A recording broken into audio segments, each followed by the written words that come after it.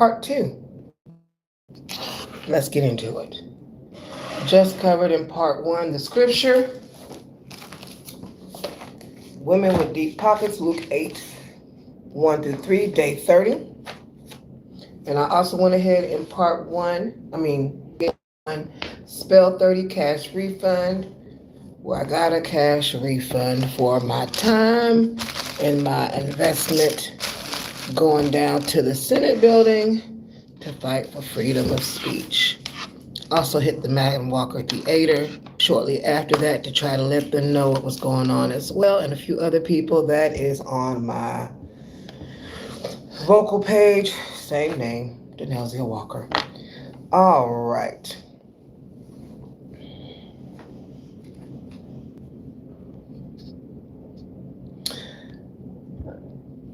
I have been following with the Coven, ChristianWitches.com or ValerieLove.com. We just entered 2 Kings a day or two ago, since they are now on at 7 p.m. at night. So we're going to go through the scripture real quick, dissect it from a witch's point of view. And then I was hit with a text this morning in regards to seedless fruit. And I hit the person back with a text talking about what's going on recently in regards to the outbreak with fruits and vegetables.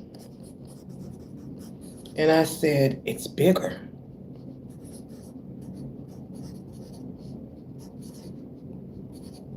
But I didn't mention how much bigger. We're going to get into how much bigger.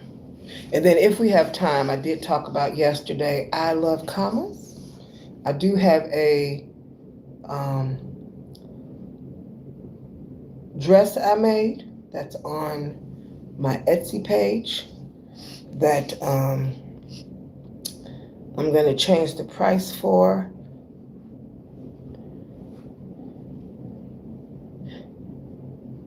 And I put the reasoning why, because I did it in an evaluation on it. If we have time, we'll get to that. If not, I'll try to do that maybe separately on Sunday so it doesn't interfere with our week, because we're covering a bunch of material. All right. 40 Money Spells, day 30. 2 Kings is one of the most dramatic, mystically dense, and structurally significant chapters in the entire Hebrew Bible.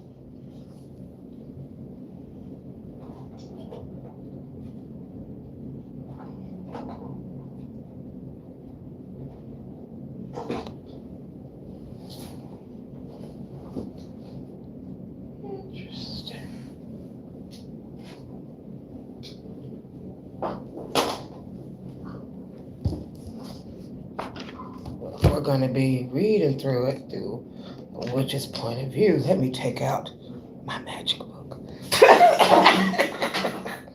Yeah, makes sense to me. All right. A couple of them, actually.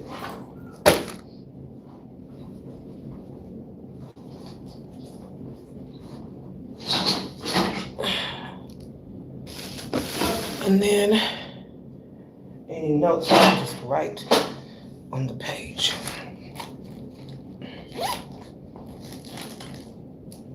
Do magic, trick or two.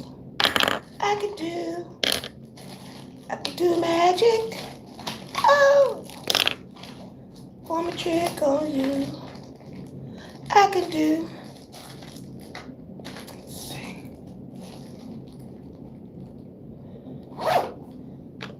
I retired a yellow marker yesterday. Got some different colors today.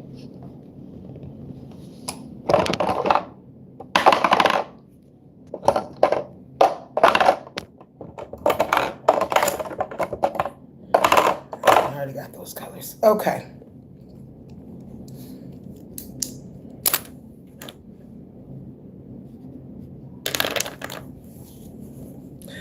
It marks the formal passing of the mantle from Elijah, his successor, to Elisha, a transition defined by elemental magic, spiritual gateways, and the inheritance of spiritual authority.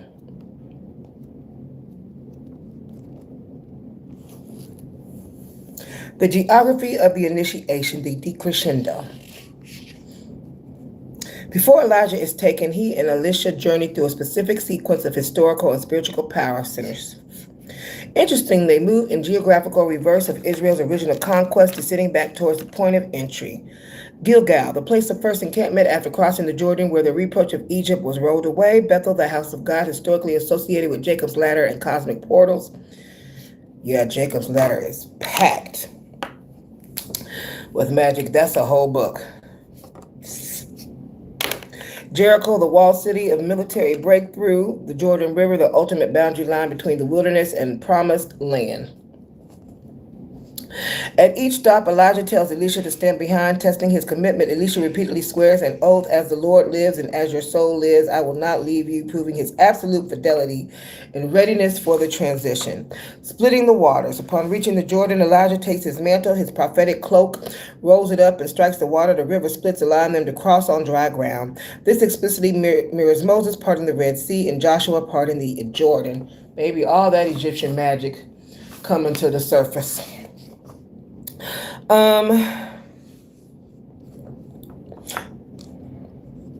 It serves as a narrative receipt proving that Elijah wields the same foundational chaotic or elemental mastery as the nation's greatest lawgiver, the double portion and the chariot of fire.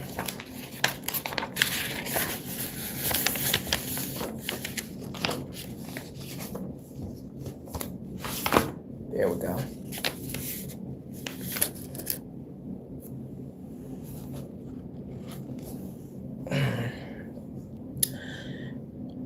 Once Elijah asks what he can do for Elisha before he is taken, Elisha requires a double portion of Elijah's spirit. In ancient Near Eastern law, the double portion was the birthright reserved for the firstborn son and the legal heir. Elisha isn't asking to be twice as powerful as Elijah. He's claiming his right as the primary spiritual heir to Elijah's legacy.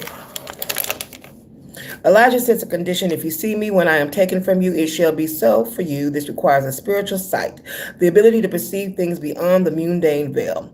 Suddenly, a chariot of fire and horses of fire separate the two, and Elijah is carried up to heaven in a whirlwind. Elisha sees it as crying out, my father, the chariots of Israel and its horsemen, his witnesses, the unseen cosmic army of Yahweh. Taking up the mantle, Elijah leaves his physical cloak behind. Elisha picks it up, walks back to the Jordan River and strikes the water, crying out, where is the Lord, the God of Elijah? The water splits for Elisha, just as it did for his master. The sons of the prophets, watching from Jericho, immediately recognized the shift in power, declaring the spirit of Elijah rests on Elisha. The first miracles, bitterness to sweetness. This chapter concludes with Elisha establishing his own authority through two distinct actions that contrast life and death. Healing the spring, the people of Jericho complain that their water supply is bad, causing miscarriage and barrenness in the land. Elisha throws salt into the spring from a new bowl, declaring it healed. This is a miracle of purification and life-giving restoration, in case you thought salt wasn't important in magic.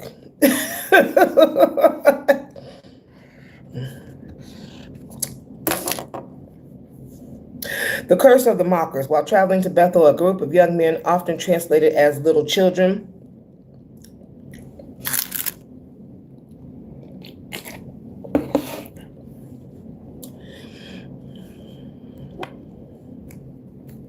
but idiomatically referring to the young hostile adolescents or young adults, mock Elisha's authority, yelling, go up, you bald head. Likely a derogatory jeer about his lack of Elijah's hairy appearance, or a mocking dare to go up to heaven like his master did. Mocking in the Bible, imagine that.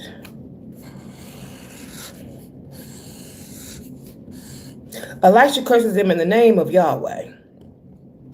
And two female bears emerge from the woods and maul 42 of them. The harsh protective judgment solidifies that the new prophet's word carries lethal authority.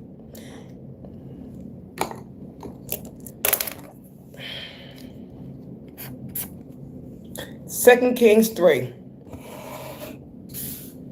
shifts the narrative from the individual mystical realm of prophetic succession directly into the gritty, muddy realities of geopolitics, resource warfare, and the clash of regional deities.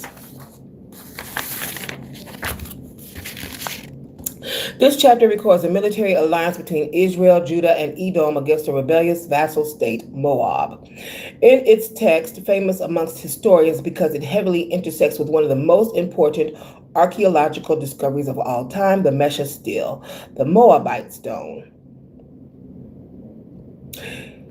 Here's the breakdown. The geopolitical setup, the Wool Rebellion, the backstory. Mesha, the king of Moab, was a wealthy sheep breeder who had been forced to pay a massive annual tribute to the northern kingdom of Israel.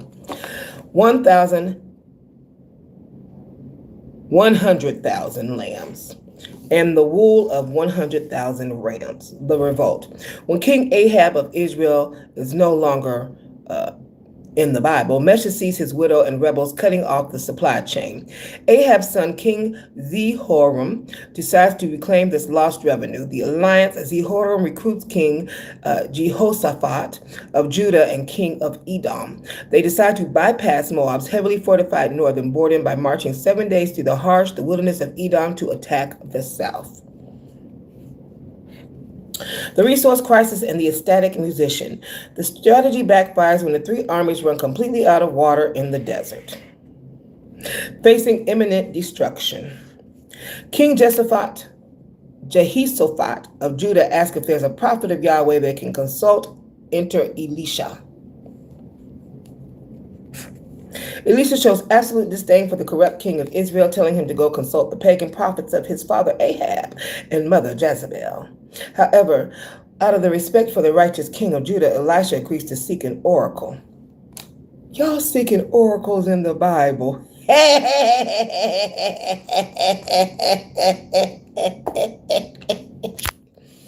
Woo. To shift his consciousness and tap into the prophetic flow, Elisha demands a tool, but now bring me a musician. And when the musician played, the hand of the Lord came upon him. 2 Kings 3:15. That is a clear spiritual acknowledgement of sonic theology and ecstatic prophecy, using rhythmic music to enter one's frequency, quiet the mundane mind, and open the spiritual senses to receive divine downloads. When I first started practicing African traditional religions, them downloads came so fast I could hardly keep up with them. I was like, oh, this is a whole new world. Yeah. Yes, and that is what the hypnotic rhythm is doing now through the music that it feeds in our culture. Whether it's positive or whether it's negative, it is using those frequency, those megahertz.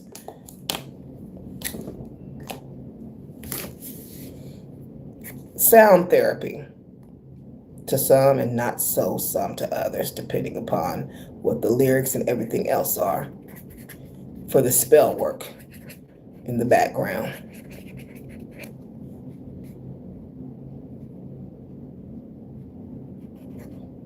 Music and sound therapy.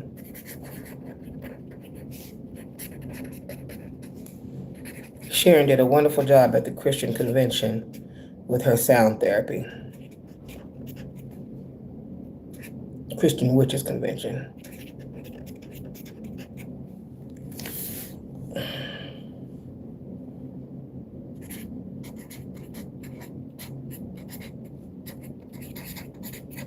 Look at the website to make sure I get it right.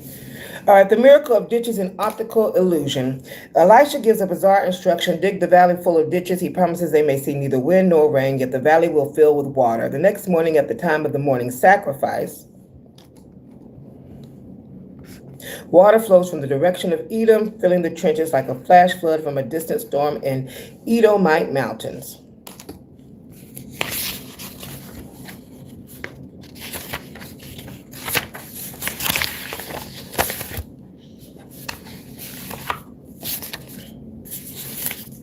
The trap.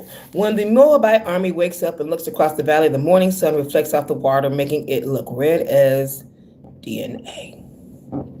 The miscalculation, the Moabites assumed the allied kings had fallen in fighting and slaughtered each other. The cry, Moab, go to the spoil, and rush headlong into the camp unarmed and unorganized, only to be ambushed and utterly decimated by the Israelites. The occult climax, human sacrifice in the great wrath. The most controversial and raw part of this chapter occurs at the very end. The Allied forces trapped King Mesha in the stronghold of Kur Harishi. Desperate in losing the battle, Mesha resorts to an extreme ultimate spiritual act. Then he took his oldest son, who was to reign in his place, and offered him for a burnt sacrifice. On the wall, and there came great wrath against Israel, and they departed from him and rented to their own land. 2 Kings 3:27. Y'all don't see no red flags yet in this Bible. Why did I ignore the red flags? From a historical and theological perspective, this is the stunning moment in the ancient Near East. Sacrificing the royal heir was the ultimate invocation of a regional deity's protection in a moment of existential crisis.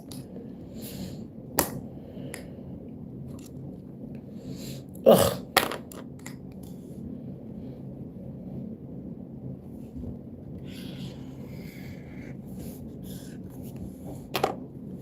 Sacrificing Chemosh, Chemosh, the national god of the Moabites, to him or her. I'm assuming it's to him. The Bible readers like to use male and he. The text bluntly states that this act generated a great wrath, Kusep, Qesep in Hebrew, often denoting a divine or cosmic fury that forced the armies of Israel to break their siege and retreat. It stands as a stark, complex scriptural acknowledgement of the sheer psychological and spiritual impact of ancient DNA pacts on the battlefield. The archaeological parallel, the Mesha stele. If you want to cross-reference this with archaeology, look up Mesha stele, discovered in 1868, currently in the Louvre. Louvre. Written from the perspective of King Mesha himself. Yeah, okay. It tells the exact same story of this rebellion, but flips the theological framing. Mesha claims that Moab was oppressed because their god Chemosh was angry with his land, but that Chemosh ultimately empowered Mesha to defeat Israel and reclaim his territory. I'm going to tell you something. I don't care who they said wrote these books, that they said the people in these chapters wrote these books. You want me to believe back then, when pencils and pens and paper like today didn't exist, that they were writing these books. When were they writing them? Were they writing them in the middle of battle? Were they writing them by candlelight? Who was writing these books?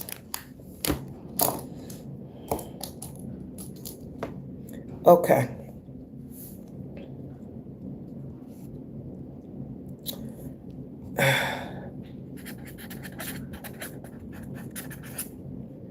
Were they dipping the feathers in ink and writing these books? They had time for that? Heck, I barely have time. I'm squeezing time in now. How did they find all this time in between battles and taking virgins and doing sacrifices? All right.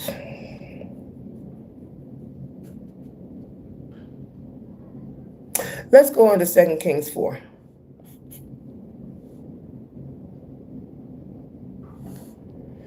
It shifts the focus entirely away from royal courts, military alliances, and international warfare, moving instead into the private domestic spaces of everyday people. This chapter functions as a masterclass in resource alchemy, multiplication, and the reclamation of sovereignty over no longer being alive and dead. Through 4 distinct, rapidly paced miracles, Elisha demonstrates that the spiritual authority he inherited from Elijah is not just for political posturing, but for rearranging physical matter to sustain life.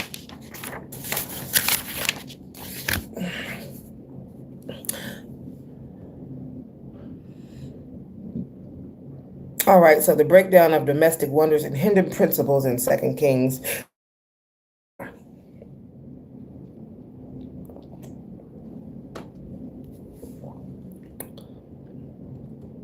The widow's oil from scarcity to asset wealth. The chapter opens with the desperate cry of a widow belonging to the sons of the prophets. She just said the sons of the sages, the magicians, the prophets. Her husband passed and left them in debt. And predatory creditor is arriving to take her 2 sons as slaves to settle the account. Bible sure does love slaves. Alicia asks a foundational diagnostic question: what do we have in the house? She replies that she has absolutely nothing except a small jar of oil, the blueprint. Elisha instructs her to borrow as many empty vessels as she can from her neighbors. She is told to shut the door behind her and her sons and pour her tiny supply of oil into the empty jars.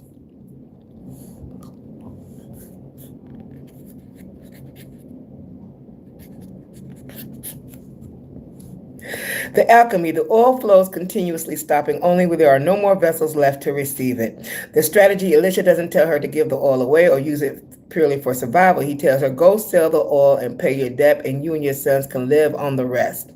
It is an international shift from immediate crisis to long-term economic autonomy through commodity liquidation. This is good. My grandmama, she had a neighbor when she was alive, may she rest in peace. She had a neighbor that always came and borrowed and said she was going to borrow an egg. I don't know if you grew up like that. If something ran low in the house, you wouldn't ask your neighbor, hey neighbor, you got a cup of sugar? Hey neighbor, you got a cup of flour? Hey neighbor, you got a couple eggs? You'd ask them, they'd ask you, or whatever it was. It could have been food, it could have been cigarettes, it could have been alcohol, it could have been anything. It was called, that was just how trade was done. Bartering, I believe is the word for it. Bartering. Well, she said she kept giving the eggs, and the day she went and asked the lady for an egg, the lady didn't talk to her no more. But this is what this reminds me of. Now, I did take a mastermind class through Reverend Valerie Love. And she told me the story of the peaches. A man passes by the peaches, laying wide open. We don't know who the land belongs to, if it belongs to anybody. And he's like, oh, I'm going to take these peaches home. I'm gonna give them to the family, see what they think of these peaches. Family eats them right on up. It's awesome. He's giving them out to neighbors and everything. They loving the peaches. Well, he decides to go back to the peach place. He packages up the peaches. He cleans them. He wraps them real pretty, puts bows on them, sets them out on the table, and now has the peaches for sale.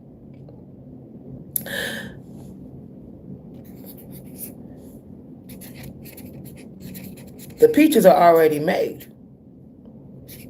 He didn't have to pay for the peaches, but he's charging for the packaging, the time, the packaging,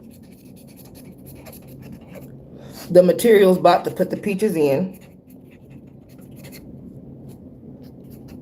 because other people don't have time. I had a conversation with the Uber driver this morning about this, not the peach story, but using time efficiently. And so because they don't have time to go out into the field and spend time in nature with the peaches and pick the peaches and bring them back and clean them and use their gas and things of that nature for them and package them up, or have time to sell them wherever they would like to, they're paying for the energy exchange used to go get the peaches and do what's needed for the peaches to sell in exchange for monetary value, since people do not want to spend their time doing it themselves. The peach story. All right. So that works, the way it works with peaches is the same way it works throughout all businesses. That's the basic fundamentals. All right. So that's basically what happened in this story, from scarcity to asset wealth. Go sell such and such and pay your debt, whether it be peaches or however you utilize your business. Owning the grocery store, owning the gas station, owning the books, owning the music. Go sell the oil. You have the oil. Put whatever placement of word you want there and pay your debt. And you and your sons can live on the rest. All right, commodity liquidation. What's the 411, hon? What's the 411?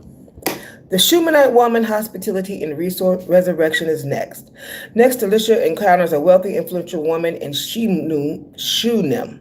Recognizing his spiritual authority, she convinces her husband to build a private upper room suite on their roof so Elisha has a dedicated space to stay wherever he passes through. Baby, these upper rooms in 2 Kings is getting me. The upper rooms.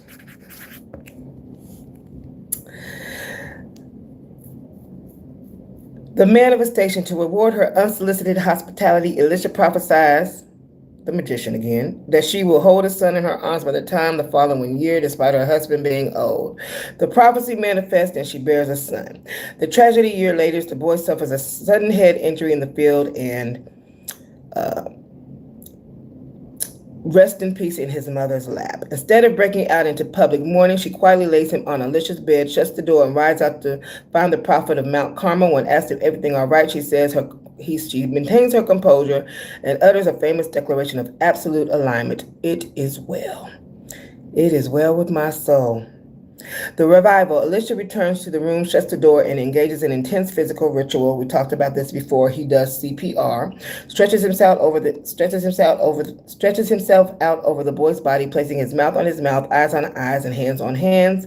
The child's flesh grows warm. Elisha paces the room, repeats the action, and the boy sneezes 7 times before opening his eyes. Profound demonstration of using one's own vital force as a conduit to pull a soul back across the threshold of no longer hardly being here in the earthly dimension. Not only CPR, we talked about prana and the 4 stages, PRANA, in regards to breathing.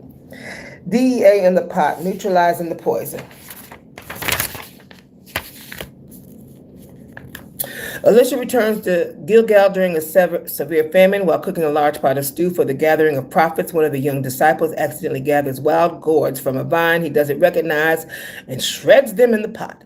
The crisis.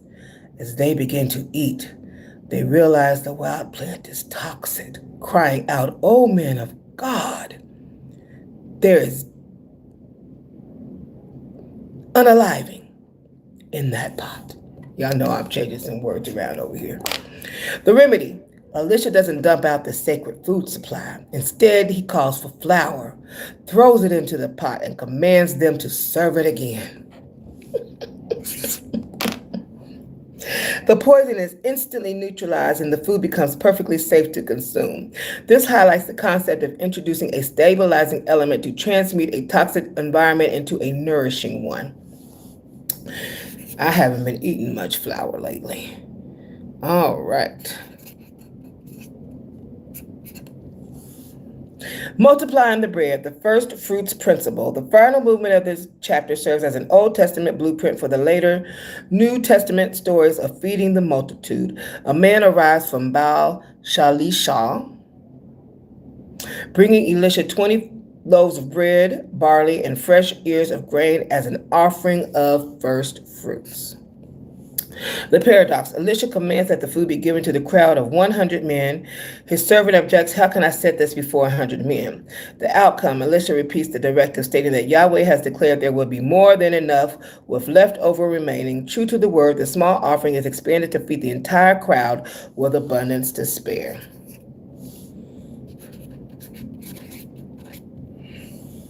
This chapter heavily emphasizes operating behind closed doors, shut the door behind you, utilizing existing resources, and the absolute power of spoken words over physical matter. All right. Second Kings is one of the most culturally layered and psychological rich chapters in the prophetic history, moving the focus to Nahum, the commander of the Syrian Araman army. This chapter deconstructs human pride, exposes the toxic nature of greed, and explores how spiritual healing requires absolute ego dissolution. I actually starred in a play where they had Naaman, played by a guy who used to be homeless.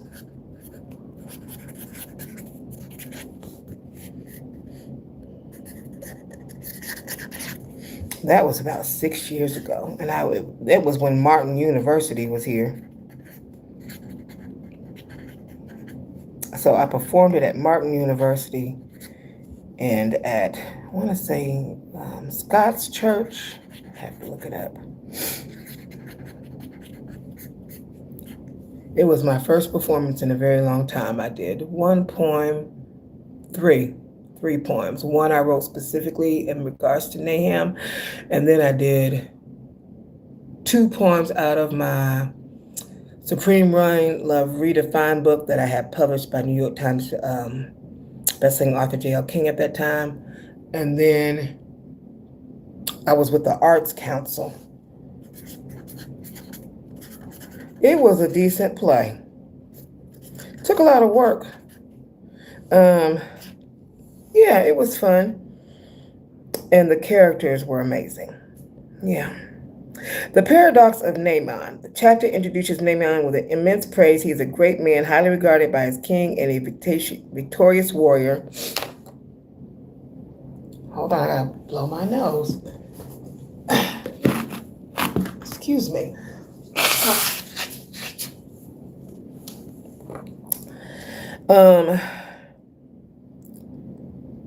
Through whom Yahweh had given victory to Syria, but the verse ends with a devastating qualifier, but he was a leper. I did 3 songs, actually.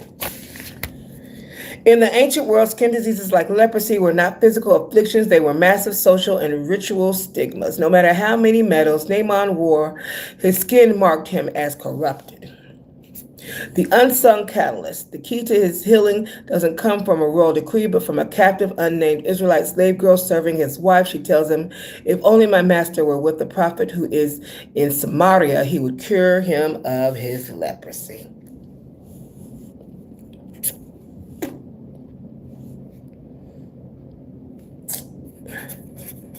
I'm not sure what I did with that poem. I'll see if I can find it.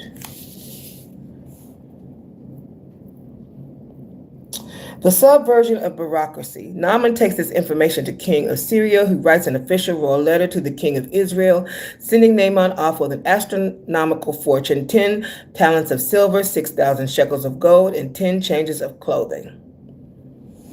I'm going to need to know what that means in dollars. Let me put a cash sign there. Okay. The world panicked. When the king of Israel reads the letter, he tears his clothes in terror, thinking some political trap to start a war. Am I God to unalive and to make alive that this man sends word to me to cure a man of his leprosy? The prophet's intervention. Elisha hears of the king's panic and sends a message. Why have you torn your clothes? Let him come now to me, that he may know that there is a prophet in Israel.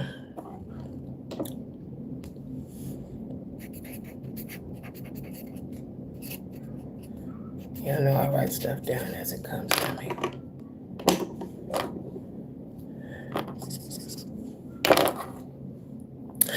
The ego unaliving at the Jordan. We're going to call it the transformation. Naaman arrives at Elisha's house, the ego transformation at the Jordan. Naaman arrives at Elisha's house with all the pomp and circumstance of a superpower general, pulling up with his horses and chariots.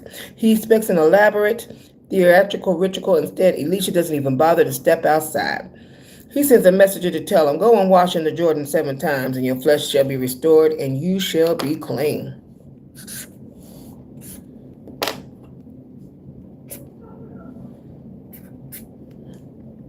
The rage of pride.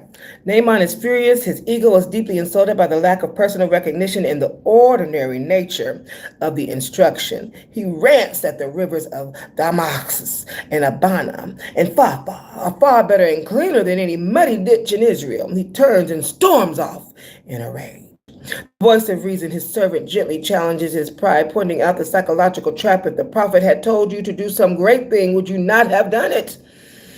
How much more then when he says to you, "Wash and be clean"? Thus surrender, Naaman humbles himself, dips into the Jordan River 7 times, and his flesh is completely restored, becoming like the flesh of a little child. I get it out the mud, yeah, yeah. I get it out the mud, yeah, yeah, yeah. Don't mind me none, y'all. Listen. Spiritual sovereignty versus commercialization.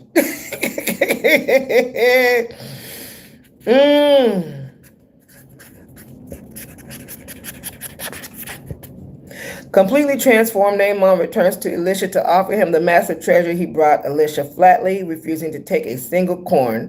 "As the Lord lives, who I serve, I shall receive none." By refusing payment, Elisha establishes that the miraculous power, the witchcraft, of the divine is not a commodity to be bought, sold, or taxed by foreign empires. It protects the sovereign purity of the spiritual gift. Naaman's compromise. Right. Know about that one. I'm kind of pulling it close there.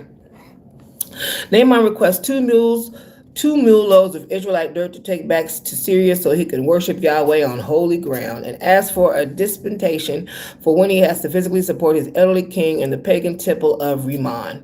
Elisha grants him peace. The curse of Gehazi, the price of greed. The chapter ends with a dark cautionary tale about Elisha's servant Gehazi looking at the riches Naaman offered. Gehazi decides Elisha was far too lenient. He secretly runs after Naaman's chariot and invents a lie about 2 young prophets arriving who suddenly need a talent of silver and 2 changes of clothes. Ooh, lies.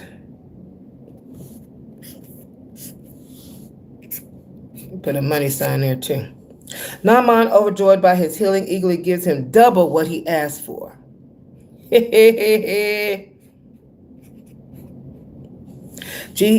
hides the stolen loot in his house and stands before his master. The spiritual X-ray. Elisha immediately confronts him. "Did not my heart go when the man turned from his chariot to meet you? Is it a time to accept money and garments, olive orchards and vineyards, sheep and oxen, male servants and female servants?" The consequence, because Gehazi tried to monetize a free gift of divine grace and bring the foreign corruption into the prophetic camp, Elisha pronounces a heavy spiritual judgment. "Therefore, the leprosy of Naaman shall cling to you and to your descendants forever." You don't think there's any hexes in the Bible? Gehazi steps out of his presence a leper, white as snow. This chapter masterfully contrasts the physical healing of a humble foreigner with the spiritual corruption of an insider who succumbed to greed. When you strip away the sanitized Sunday school veneer and look at Kings 2, 1-5 through a purely occult, metaphysical, and esoteric lens, you are looking at a master class in high sorcery, ceremonial magic, and the manipulation of reality. The ancient prophets weren't just praying, they were operating at a high level, magicians, tech wielders of the unseen, and master of elemental forces. 2 Kings 1, the fire mandate and word magic, the evocation of fire, prokinesis.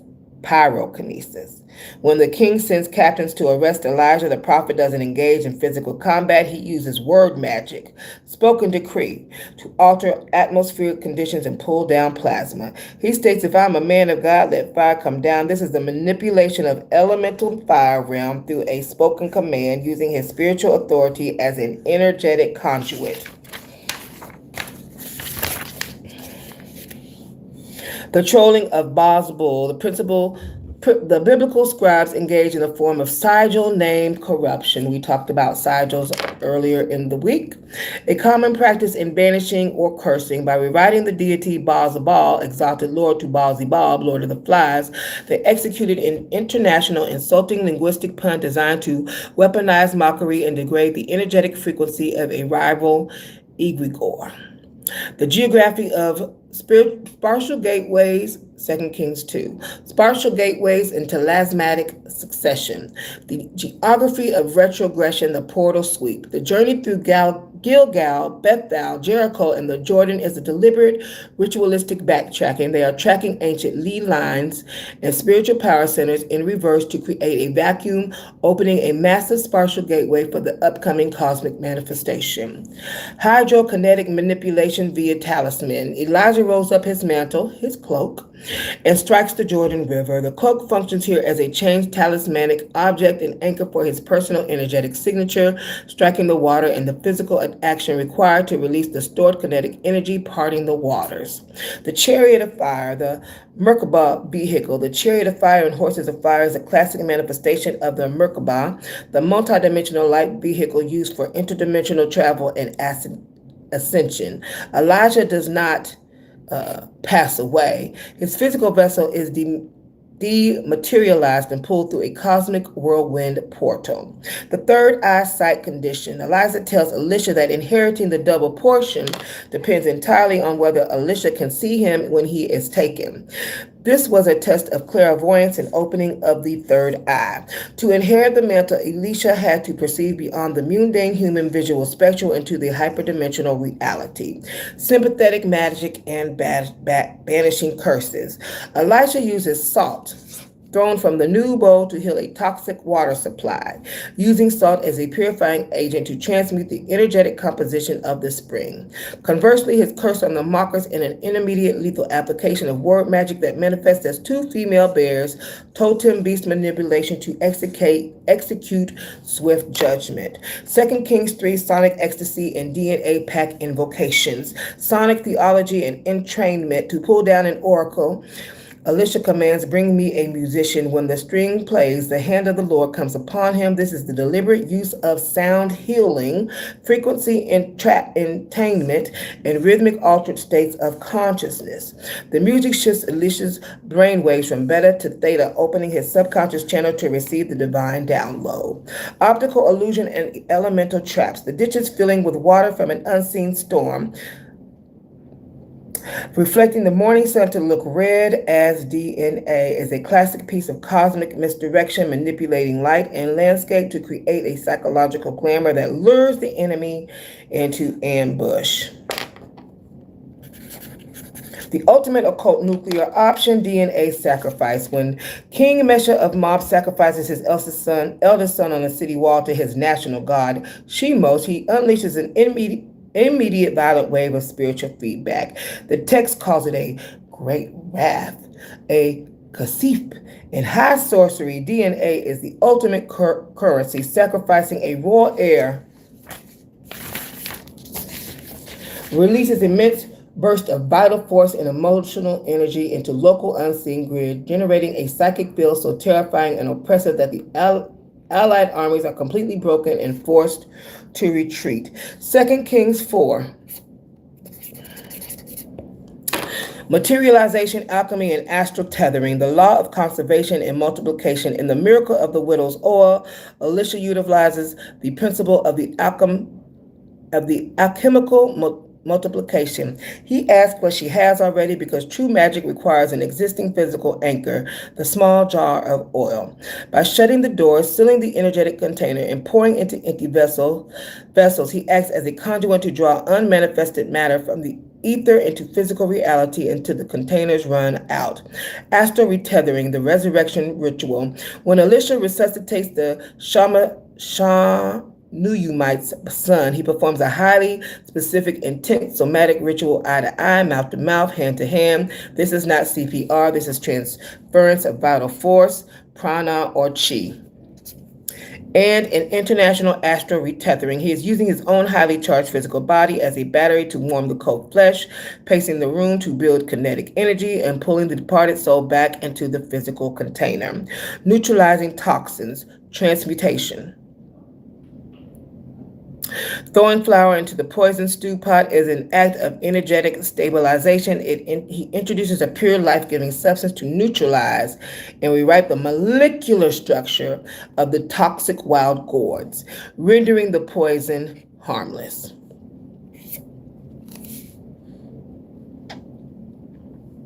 Second Kings 5. Ego, disillusion, and generational karma curses. Now, I would not suggest you just go around throwing flour at everything if something happens. We're not in ancient times. We have doctors nowadays. We've got over-the-counter things. We have resources. Okay, just so you know.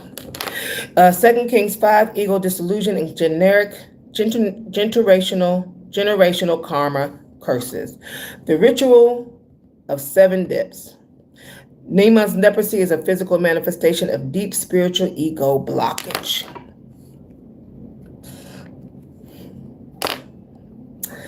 I can't imagine where else you would see that at in the world right now. Spiritual ego blockage manifest physically. That's a whole different subject matter.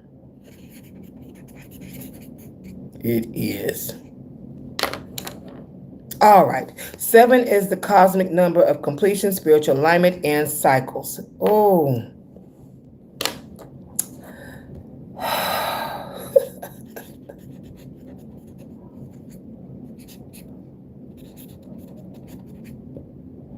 The 7 dwarfs. The 7 aligning to the 7 Chinese issues with the body. I'd have to look that up. 7. The repetition of dipping in the ritual of somatic surrender, breaking Naaman's rigid ego structures until his energy field is reset to the purity of a little child. The sovereignty of the gift. Elisha's absolute refusal to accept Naaman's gold and silver ensures that the spiritual transaction remains sovereign. Accepting payment would ground the cosmic energy into a commercial transaction, binding the prophet's energy to the Syrian political ecosystem. The transfer of the malady, karmic binding. When Gehazi secretly monetizes the miracle through deceit, Elisha uses clairvoyance. Did not my heart go with you to catch him? Elisha then performs an immediate karmic transfer. He binds the energetic debris of Naaman's discarded leprosy directly into Gehazi's generic lineage. It is an instant demonstration that manipulating spiritual power for corrupt material gains an immediate DNA altering price. This is phenomenal. You have no idea how delicious this is. Across all 5 chapters, the narrative reads like a traditional religious sermon and more like a detailed operating manual of how ancient masters wielded sound, talisman, portals, elements, and DNA to alter physical reality. Put a little heart there.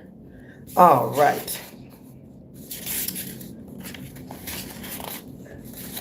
I'm not going to get to them pages on what I had for AI today. I'm going to have to do that separately.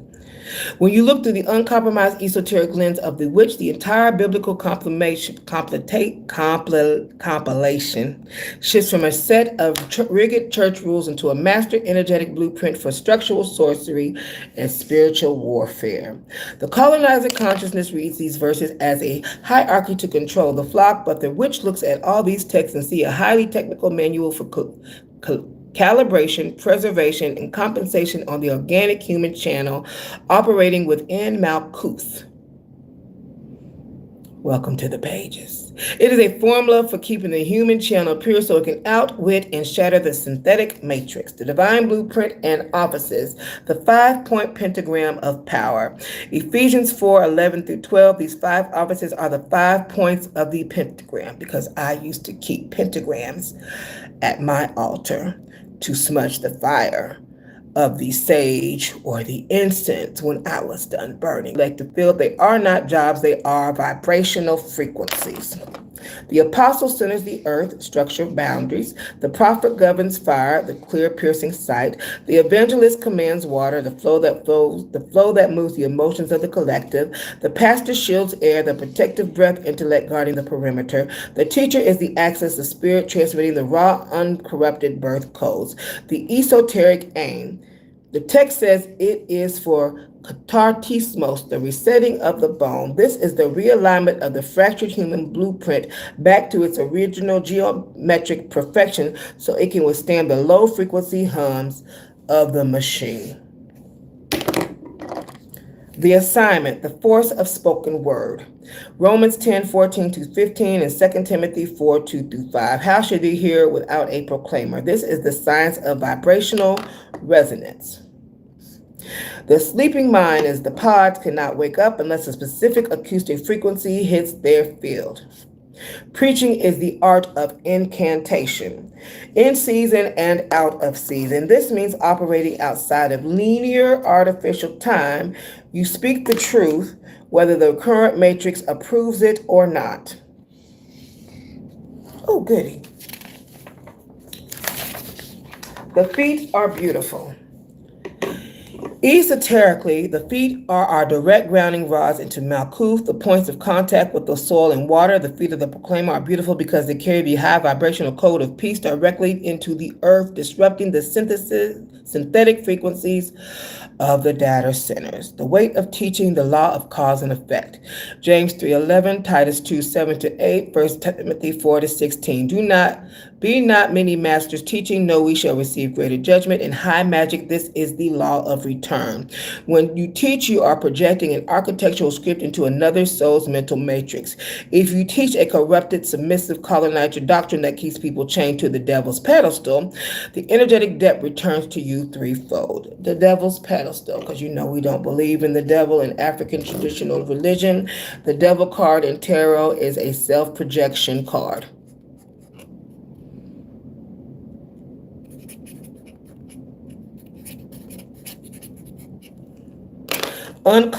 Uncorruptness, gravity, sincerity. The teacher's words must be cast like solid silver, no emotional filler, no fluff, no corporate compromise.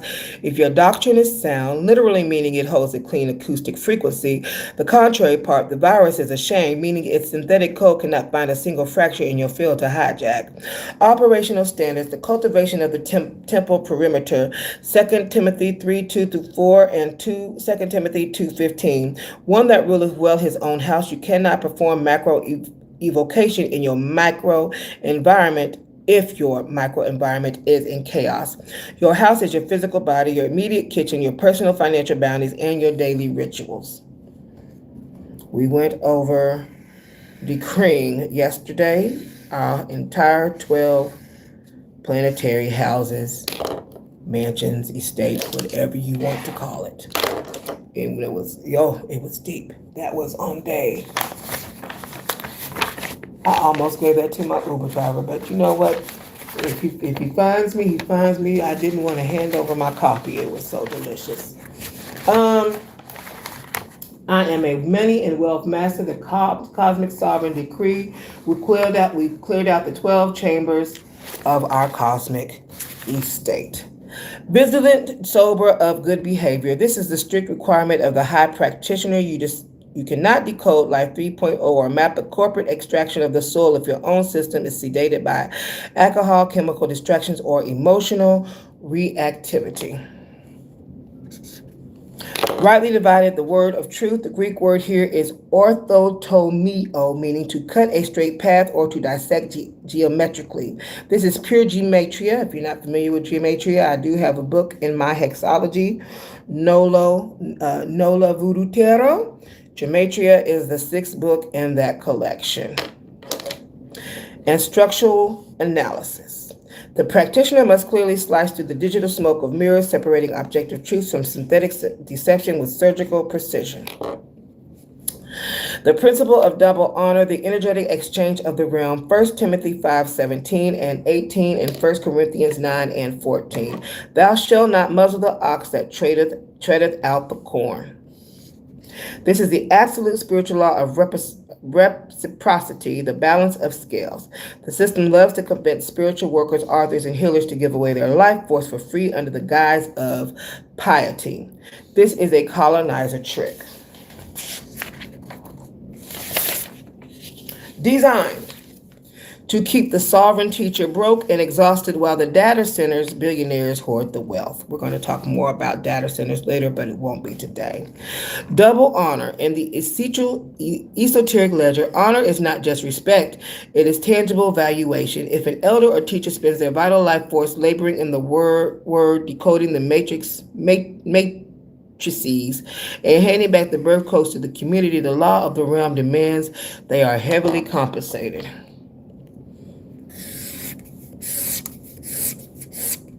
The reward: if you muzzle the ox while it's crushing the grain, you break the energetic loop of abundance and the field eventually goes sterile.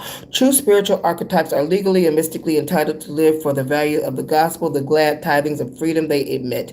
You establish a bespoke menu pricing for accessing your time, your insight, and your magic, refusing to let the matrix exploit your labor.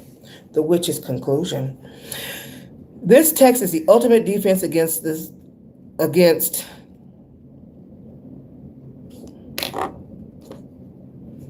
the politicians, the institutional preachers, and the synthetic intimacy loops operating off the false ledger of the corporate matrix.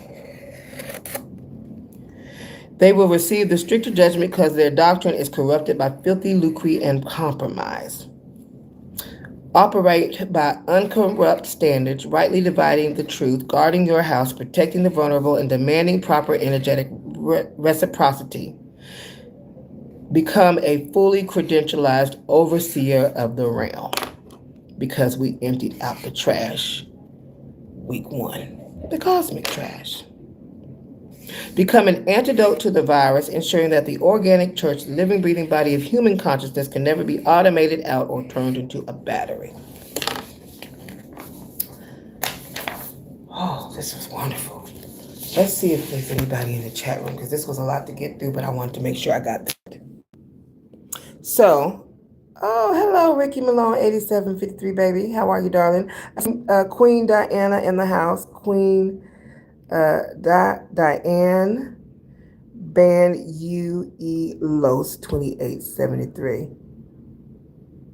And also Sis Kalia, gorgeous name. Sis, Kaaulia 1462. All right, sugar. Hey, girl. I'm at the library, honey. This is some kind of different work, boo. Yes, it is, sugar dumpling. All right. So, I did have more I wanted to do, but just to get through this here took us quite a bit of time in regards to dissecting. Let's see.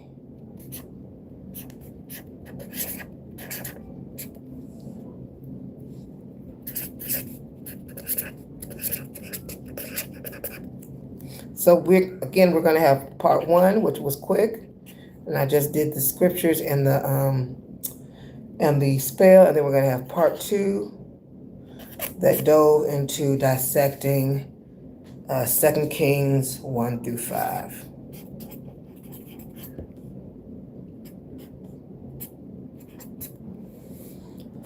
All right. Thank you so much for joining me today. I'm going to wrap it up, pack it up, so the next person who has this space can have it on time. And then I'll see you Monday, 10:15 a.m. I'll have to do this one separately. In between, on the weekend, this weekend, my sister's birthday, we are celebrating. She decided for her birthday she wanted to include a movie. I have no clue what movie we're going to see on Saturday. Not an idea, not an inkling. But since she wants that as part of her birthday gift, we still celebrating from last weekend as if we didn't celebrate enough. But if she wants to see a movie that makes her happy, let's do it. Okay? Yes, indeed. Yes. And I hope you have a fabulous weekend. Thank you for hanging with me 30 whole days. Can you believe it? Baby, we got 10 whole days left in the series. I blinked and it was over with just like that. Wow. Yeah. Okay. I would love to hear your feedback. If you want to go ahead and drop feedback in the comments in regards to how you felt about some of the things that we have talked about in regards to these 30 days. I would love to know how far you are on your journey that we have been together these 40. I don't think I have ever used the book so much in my life to do any kind of teaching. I did learn that